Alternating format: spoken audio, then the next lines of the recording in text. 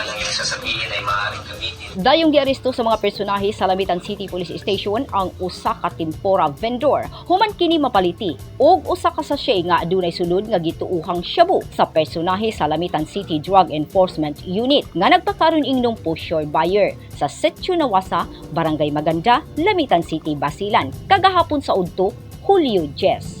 Giila ni Police Lieutenant Colonel Arlan de Lumpenes, hepe sa Lamitan City Police Office, ang drug suspect nga si Basher Bonifacio Macrohon o mas nailhan sa tawag nga Karding, 28 anyos, minyo nga residente sa Barangay Matibay sa lungsod sa Lamitan o giingong naa kini sa watchlist og naa pa ilalom sa probisyon. Nakuha sa iyang posisyon ang dugang nga mga ebidensya nga duha ka medium-sized transparent sachet nga adunay sulod nga puting granules nga gituuhang shabu nga gibana-banang mo kantidad og 13,600 pesos, usa ka unit sa cellphone nga gigamit sa transaksyon, usa ka coin purse color itim, usa ka lighter og ang 500 peso bill nga gigamit nga buy bust money sa mga operatiba. Ana-ana karon sulod sa prisuhan sa Lamitan City Police Station ang drug suspect samtang ginapaabot pa ang mga papeles sa pagpasaka ug kasong paglapas sa Section 5 ug 11 sa Republic Act 9165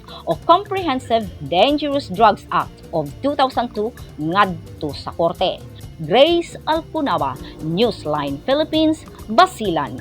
Stay safe